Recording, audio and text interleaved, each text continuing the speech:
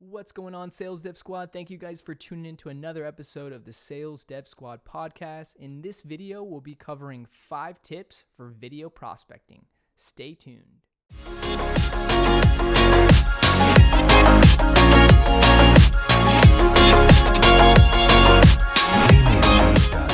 So what is video prospecting? Why does it matter? Who's using it? How do you use it? We'll cover that shortly in this video, guys. First off, there's a lot of video tools out there like Vidyard, Drift, Loom, and it's really popular, right?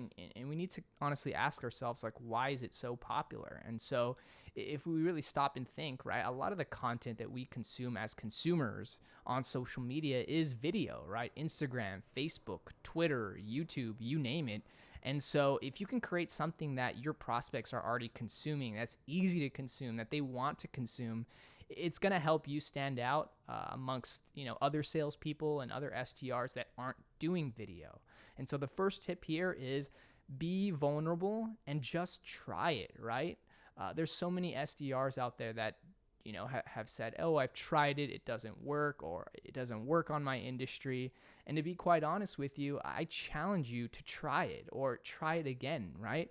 Especially in times where a lot of people are just glued to their phone and again, really craving that video content, right? Something new and something interactive and something enjoyable, right? And so tip number 1 is be vulnerable, just try it, right? I know it's scary to put yourself in front of a camera just like this and be confident enough to speak about something, right?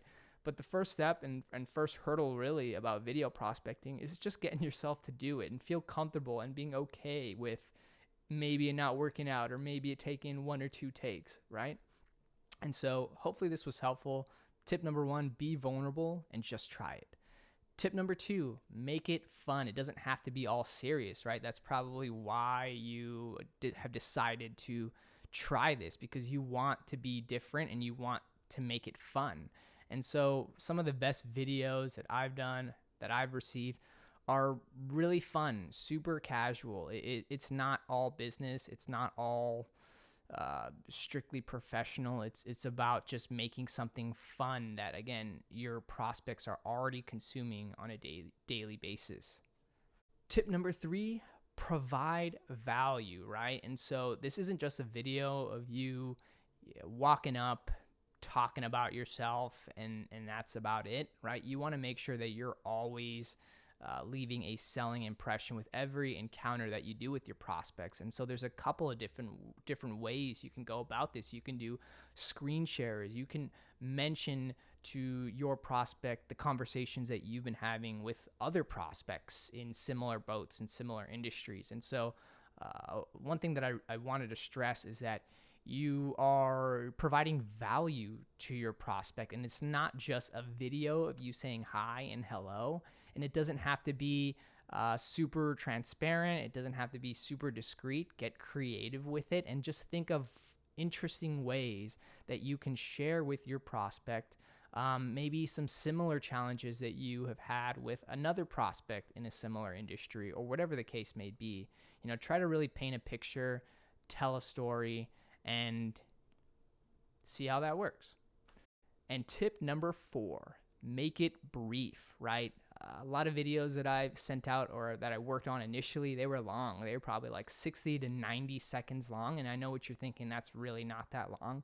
But you have to keep in mind that your prospects are busy. They have jobs, they have duties of their own, and you have to make something that's going to be enough to sell them the sizzle, not the steak, right? Get them to be interested in learning more about your product or service, but not to bore them down or wear them down and just sort of talk over the video. So you really want to make sure that you're maximizing the seconds that you have, getting the most out of it. But again, really some of the best videos have been around 30 to 60 seconds long max. And so I really challenge you to just be very wary and conservative as far as, the seconds that you're taking away from your prospects with your video and making the most out of them. And last but not least, tip number 5, follow up. We know this as salespeople, people don't respond on the first message. So follow up with people. Follow up with another video. I've seen instances where people literally follow up with a video and they say, hey, I'm just checking in, would love to hear any feedback from my previous video. Something as creative and as simple as that can grab your attention. And again, it shows your consistency, it shows your grit, it shows your tenacity. So don't be, disalarmed, or don't be taken back if you don't get a response on your first video, right? I mean, you don't get a first response on any of your other emails or your calls, so treat it as the same, right? And again, just make the most out of it. Follow up, be creative, be cognizant of how much you're talking, and last but not least, just be open to trying new things and always learning along the way. So hoping this was helpful, guys. We'll catch you on the next one. And again, try video, just be vulnerable, get yourself out there, and let me know what you think in the comments below. If you guys are interested in learning more about sales training, sales coaching, or if you know of anyone that might be interested in an SDR role themselves, please like, share, subscribe, and check out salesdevsource.com for more info. We'll catch you guys on the next one.